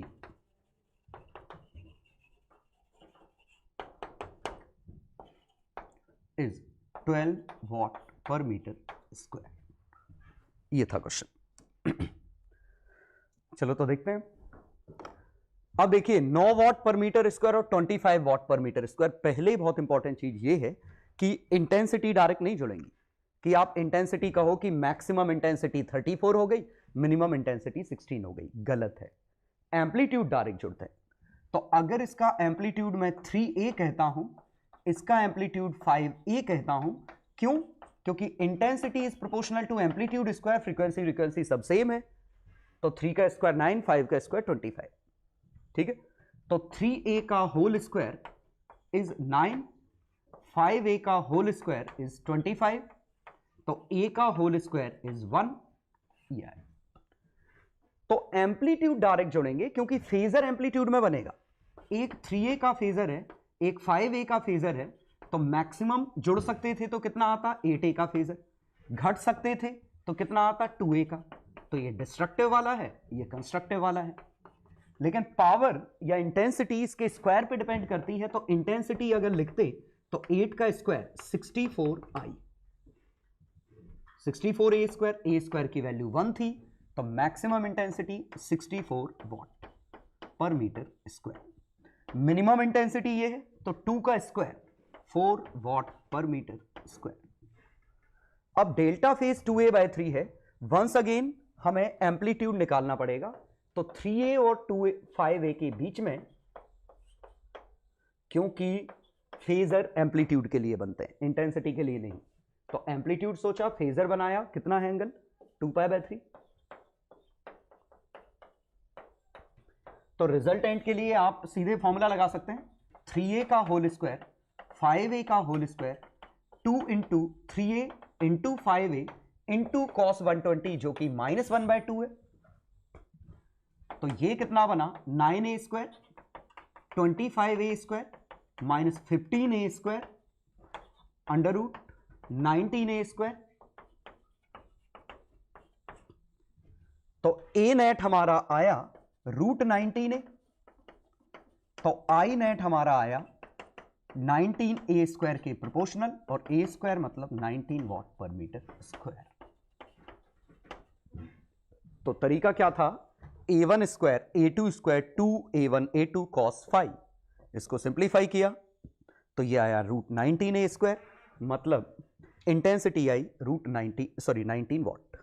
आप intensity का सीधे formula भी लगा सकते थे, I net equal to i1 plus i2 plus 2 root i1 i2 cos delta 5।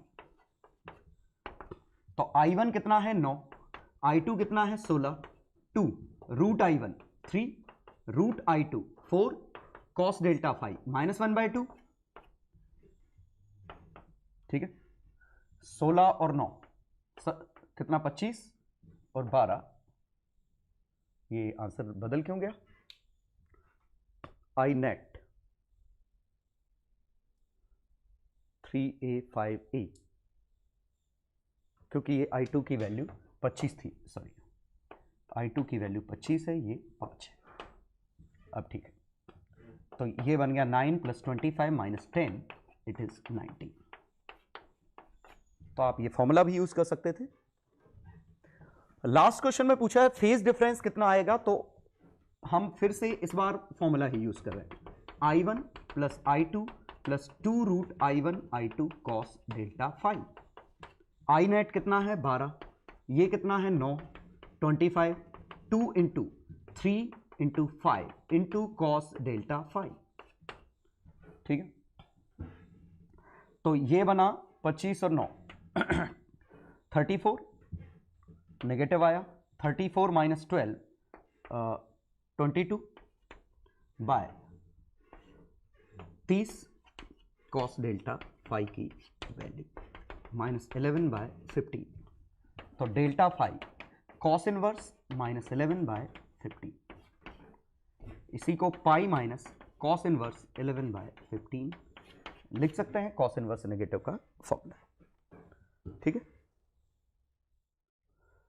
और ये आपने अंदाज लगा लिया होगा कि इंटरफेरेंस कुछ और नहीं, simply scalar summation of displacement है। ये स्केलर समेशन है। ठीक है, इसको समझने के लिए मैं आपको ऐसे बताता हूं, जैसे मान लीजिए ये एक पल्स थी, एक पल्स इधर से आ रही है और एक पल्स ऐसे आ रही है, ये दो पल्स ऐसे आ रही है। ठीक है, इनके बीच में गैप मान लेते हैं 6 सेंटीमीटर, ये 2 सेंटीमीटर है, सो दैट आपको इंटरफेरेंस की मीनिंग समझ में आ जाए। और ये 2 सेंटीमीटर पर सेकंड से जा रही है, आसान करता हूं, 1 सेंटीमीटर पर सेकंड लेता हूं। ठीक है, अब देखिए पूछा होता स्नैपशॉट एट ये t इक्वल टू 0 की फोटो है, at t equal to 3, at t is equal to 3.5, t is equal to 4, at t is equal to 5। अच्छे से समझिएगा, बस ये सुपरपोजिशन है, ठीक है। तो एक डिस्प्लेसमेंट यहां से जा रहा है, एक डिस्प्लेसमेंट यहां से जा रहा है, दोनों डिस्प्लेसमेंट कंबाइन होंगे, तो t इक्वल टू 3 सेकेंड में 3 यूनिट ये 3 यूनिट ये, तो 3 सेकेंड में तो इंटरफेरेंस आ ही नहीं पाया, सोचो, क्योंकि ये तीन जस्ट मीट करना चालू होंगे, कोई दिक्कत नहीं।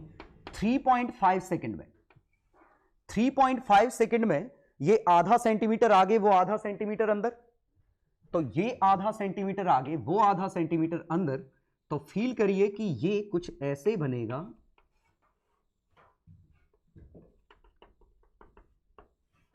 सोचो, ये दो सुपरपोजिशन ऐसे बनेंगे। एक येलो कलर बना देता हूं, एक का कलर मैं ले लेता हूं, ये इस तरह का, ये दो वेव ऐसी बनेंगी, लेकिन हम जानते हैं कि एक साथ ये आखिरकार रस्सी है, स्ट्रिंग है, स्ट्रिंग का ये पॉइंट इधर और इधर दो जगह एक साथ नहीं हो सकता, तो आंसर आएगा रिजल्टेंट में, मतलब इन दोनों कोऑर्डिनेट को जोड़ दो जो आंसर आएगा, तो रिजल्टेंट बनेगा, इसने कहा हाइट 0, इसने कहा हाइट 1, तो हम बात मान ली दोनों को जोड़ दिए। इसने कहा हाइट 1, इसने कहा मेरे पास भी हाइट है, दोनों जोड़ो, ये ठीक है, इसने कहा मेरी भी हाइट 1, मेरी भी हाइट 1, और इसके बाद यहां हाइट 0,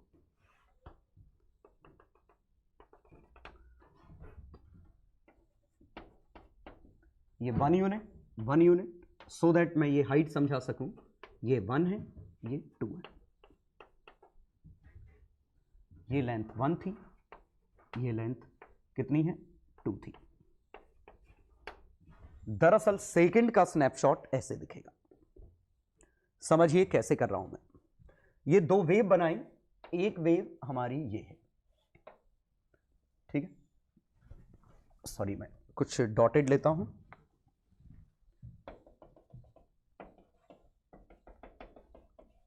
एक वेव ये थी और दूसरी वेव हमारी ऐसी थी। मुझे इन दोनों हाइट को जोड़ना है, दो फंक्शन को ऐड करना है।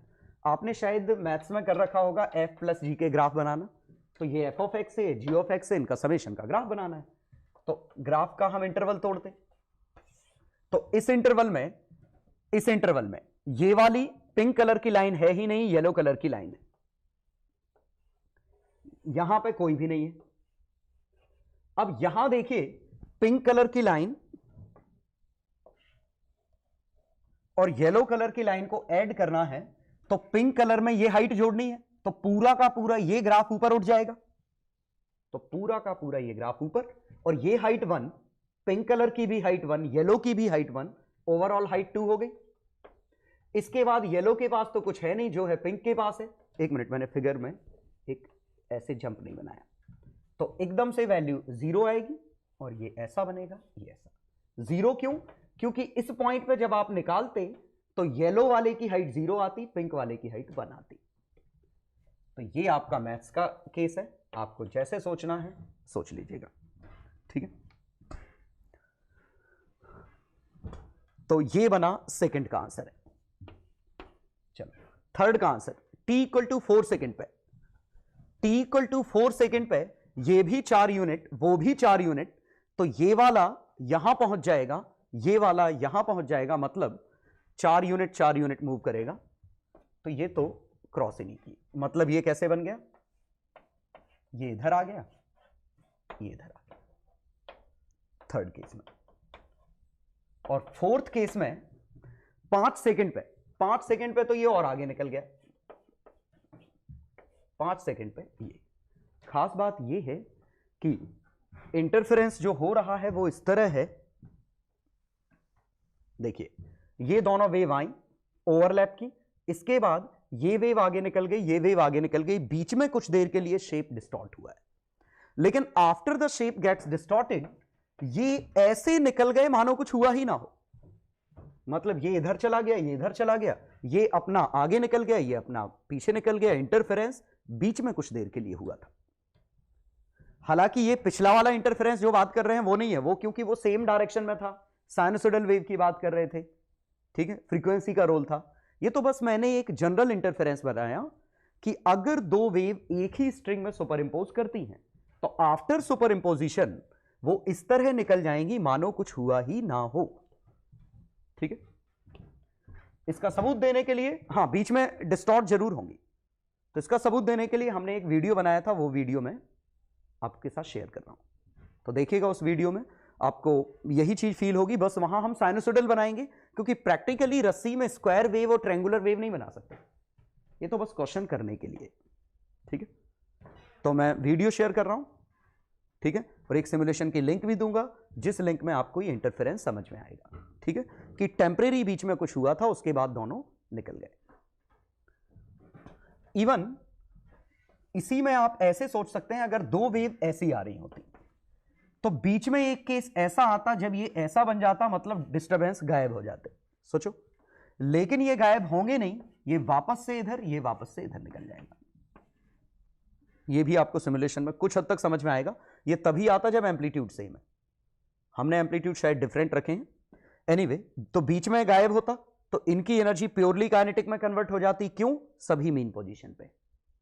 उसके बाद ये अपना आगे चला जाएगा, ये अपना आगे चला जाएगा। तो एक तरीके से डिस्टरबेंस के पास अपनी एक मेमोरी है, ठीक है, जो मेमोरी लेफ्ट टू राइट या राइट टू लेफ्ट ट्रांसफर हो रही है, ठीक है।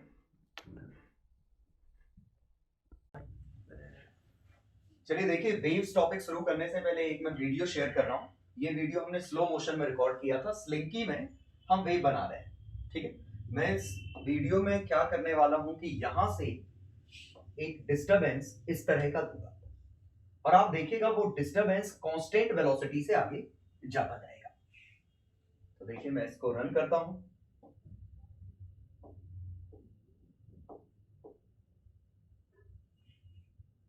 ये देखिए डिस्टरबेंस दिया, ये आगे की तरफ मूव कर रहा है। तो जैसे आप, मैंने यहां पॉज किया, यहां आपको बस ये दिखा रहा हूं कि यही डिस्टरबेंस ऑब्वियसली थोड़ा एम्पलीट्यूड गिरा होगा, ठीक है, क्योंकि नीचे फ्रिक्शन है, ये मैं फ्लोर पे कर रहा हूं तो एम्पलीट्यूड गिरा, लेकिन ऐसा है कि वही स्नैपशॉट आगे की तरफ ऐसे मूव करते हुए जा रहा है, ये मोशन कुछ ऐसी है, ठीक। तो मैं अब इसको फिर से रन करके दिखा देता हूं।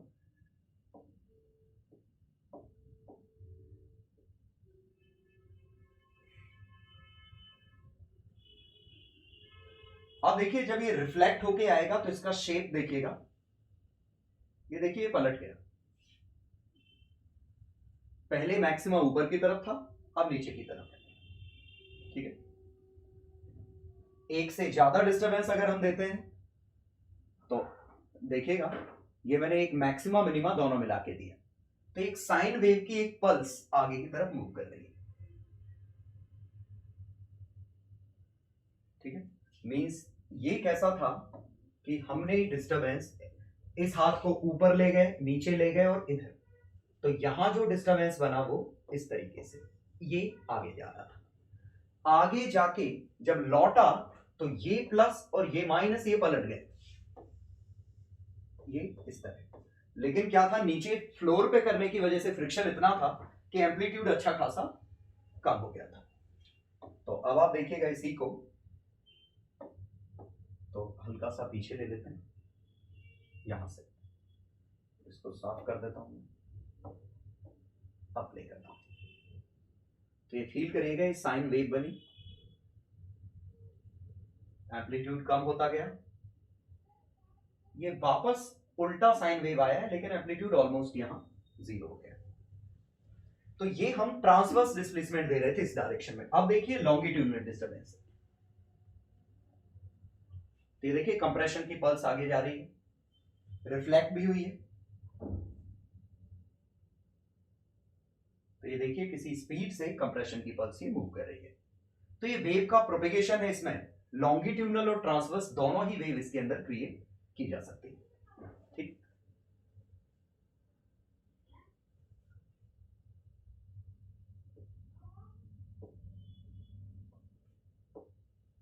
अब हम अगला डिस्कशन इसमें जो करने वाले हैं वो है कि एक वेव हम इस तरफ से जनरेट करेंगे, एक वेव हम इस तरफ से जनरेट करेंगे, और हम इन दोनों वेव्स का सुपर इंपोजिशन देखेंगे। खास बात यह है कि जब ये दोनों वेव सुपर इंपोज होंगी तो इनका रिजल्टेंट, जैसे एक वेव इधर आई, दूसरी वेव भी इधर आ गई, तो इनका कुछ रिजल्टेंट बनेगा। रिजल्टेंट बनने के बाद ये वेव एज इट इज आगे निकल जाएगी, वो एज इट इज आगे निकल जाएगी। ये सुपरपोजिशन का कॉन्सेप्ट है, ठीक है, कि ये वेव जा रही है, ये वेव जा रही है, बीच में ओवरलैप का जोन आएगा, तो कंबाइंड इंटरफेरेंस कुछ बनेगा। उसके बाद ये वेव इधर निकल जाएगी, ये वेव इधर निकल जाएगी। तो आगे का वीडियो देखेगा तो आपको ये इंटरफेरेंस का कॉन्सेप्ट काफी अच्छे से समझ में आएगा। वंस अगेन स्लो मोशन है, it will take some time to begin. एक डिस्टर्बेंस, ये दूसरा डिस्टर्बेंस।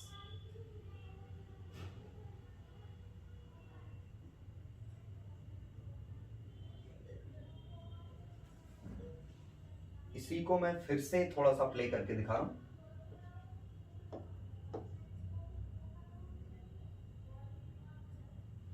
यहां से हम डिस्टर्बेंस भेज रहे हैं, यहां पॉज कर रहा हूं। देखिए, एक डिस्टर्बेंस ये था, एक डिस्टर्बेंस हमारा यहां पे था, ये दो डिस्टर्बेंस थे। ये दोनों कंबाइन होंगे, कंबाइन होने के बाद ये येलो वाला ऐसे निकल जाएगा और ये लेफ्ट ब्लू वाला ऐसे निकल जाएगा। एम्पलीट्यूड दोनों के डिफरेंट दिख रहे हैं। देखिए, यहां एम्पलीट्यूड कम है, यहां एम्पलीट्यूड ज्यादा है।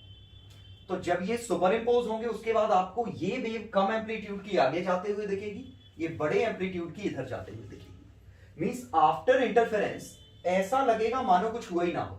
ये अपना अलग आगे निकल गया, ये अपना आगे निकल गया। तो देखिए,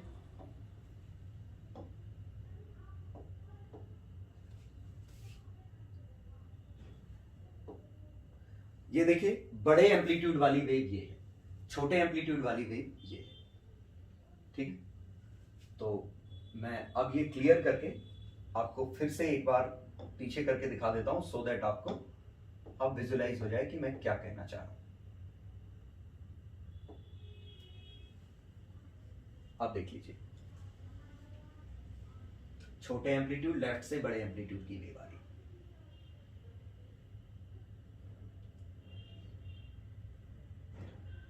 ये इंटरफेरेंस था। एक साथ दो डिस्टर्बेंस एक पॉइंट पे पहुंचना, उसे इंटरफेरेंस कहते हैं, ठीक है।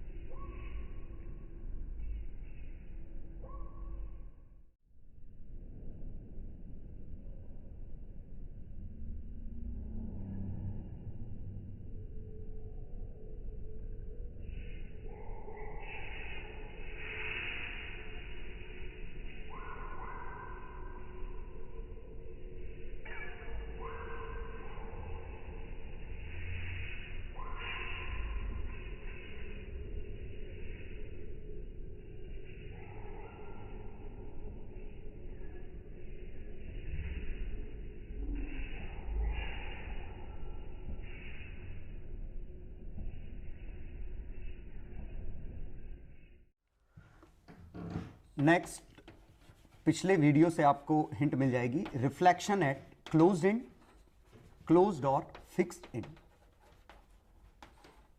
और फिक्स्ड इन से रिफ्लेक्शन चेंज होगा तो phase changes by pi.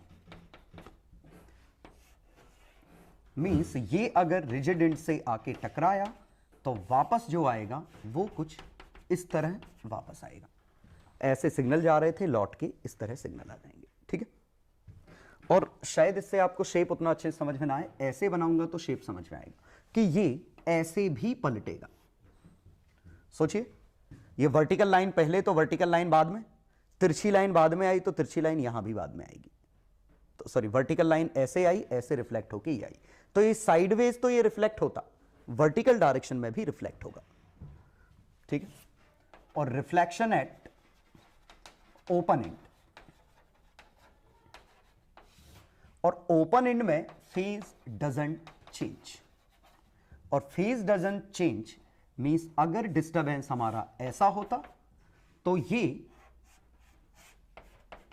Sorry open and का रिप्रेजेंटेशन है, या तो इस एंड को ऐसे खोल दो या इस पे ये ओपन एंड का, मतलब यहां पे एक मासलेस रिंग हम लगा देते हैं, ये ओपन एंड का रिफ्लेक्शन, मतलब यहां पे कोई रिजिड बाउंड्री नहीं है, ओपन बाउंड्री है। तो यहां से अगर सी से जा रहा है तो यहां सी से वापस आएगा। ठीक है, लेकिन रिफ्लेक्शन पे ये पाई का चेंज नहीं आएगा। ठीक है, ये फिक्स्ड पे पाई का चेंज आप सोच सकते हैं कि हम डिस्टरबेंस दे रहे थे ऊपर की तरफ, इस पॉइंट ने कहा मुझे नहीं हिलना, हमने कहा हम तो डिस्टरबेंस दे रहे हैं, इस पॉइंट ने कहा मुझे नहीं हिलना, तो हमने कहा हमारे इस डिस्टरबेंस को कैंसिल करो। तो इस डिस्टरबेंस को काटने के लिए इसने एक हाइपोथेटिकल वेव इस तरह बना रखी है, मतलब जब ये वेव इधर आएगी, ये वेव इधर आएगी और दोनों वेव कट जाएंगी इस पॉइंट पे, और कैंसिल होने के बाद ये वेव आगे निकल जाएगी। ठीक है, लेकिन वहां पाई का चेंज नहीं हुआ, वहां एज इट इज वेव ऐसे रिफ्लेक्ट हो गई। ठीक है, तो ये रिफ्लेक्शन में चेंज होता है फेज का, तो बस इतना ध्यान रखिएगा कि रिजिड एंड में क्या है और ओपन एंड में क्या है। ठीक है, इसकी मैथमेटिक्स डिफिकल्ट है कि कैसे ओपन एंड में ये चेंज आएगा, तो ये मैं फिलहाल अभी नहीं बता रहा हूं, हो सकता है बाद में जब मैं रिव्यू लूं टॉपिक का तब आपको मैथमेटिकली एक्सप्लेन करूंगा। फिलहाल आप याद कर लीजिए कि रिजिड एंड पे तो कॉमन सेंस से समझ में आता है, ओपन एंड पे कॉमन सेंस नहीं लगता, तो आप जो मैंने एक्सपेरिमेंट दिखाया उससे आप याद रखिए कि ओपन एंड पे चेंज नहीं आएगा, रिजिड एंड पे चेंज आ जाएगा। ठीक, चलो ये 3 क्वेश्चन है। पहले में अ स्ट्रिंग हैविंग म्यू नहीं, ये डेंसिटी है, सॉरी यूनिट के हिसाब से, linear mass density 2 gram per centimetre cube has 2 waves in it, y1 और y2 ये दोनों वेव्स एक साथ उस स्ट्रिंग में हैं। रिजल्टेंट एम्पलीट्यूड क्या आएगा और रिजल्टेंट इंटेंसिटी मतलब पावर ट्रांसमिटेड पर यूनिट एरिया क्या आएगा। अगले क्वेश्चन में 2 waves of same frequency but different intensities I0 and 4I0 intensity interfere कर रही हैं, मैक्सिमम और मिनिमम इंटेंसिटी क्या होगी। ठीक है, क्वेश्चन 3 में shape of waves after 2 reflection, एक रिफ्लेक्शन ओपन एंड है, एक रिजिड एंड है, तो 2 रिफ्लेक्शन के बाद शेप क्या आएगा। ठीक, चलो सॉल्यूशन देखिए। पहले क्वेश्चन में फेजर बनाएंगे तो दोनों ही 2 लेंथ के हैं, एक तो साइन है, एक कॉस में -π/6, तो ये π/3 आ गया, तो रिजल्टेंट इसका 2√3 आ जाएगा, ये π/6 आ जाएगा, तो y net will be 2√3 mm sine πx minus π/100t plus π/6। पूछा नहीं, हमें सिर्फ एम्पलीट्यूड से मतलब है, ये ए नेट, तो पहले का ए नेट आ गया 2√3 मिलीमीटर। अब हमें चाहिए रिजल्टेंट इंटेंसिटी, तो पावर थी 1/2 म्यू सी ओमेगा स्क्वायर ए स्क्वायर, इंटेंसिटी होती है पावर पर unit area, half mu by area c omega square A square, और मास पर यूनिट लेंथ को एरिया से डिवाइड कर दोगे तो इट विल बिकम डेंसिटी, तो रो सी ओमेगा स्क्वायर ए स्क्वायर। ठीक, हाफ रो डेंसिटी 2 इंटू 10 10 पे -3 10 पे -6 10 पे 3। सी स्पीड यहां से मिल जाएगी, वेवलेंथ है 2 मीटर, एक्स में 2 का चेंज करूंगा रिपीट हो जाएगा, टी में टाइम पीरियड 200 सेकेंड, अजीब सा डेटा है, चलो चलेगा, टाइम पीरियड कितना है, टी सेकेंड्स में है तो 200 सेकेंड, तो c की वैल्यू 2/200 10 पे -2। ओमेगा, t का कोइफिशिएंट ही ओमेगा है, π/100। एम्पलीट्यूड, रिजल्टेंट वाला एम्पलीट्यूड कितना था, 2√3 इंटू 10 पे -3 होल स्क्वायर वॉट पर मीटर स्क्वायर। ये आंसर आ गया। ठीक है।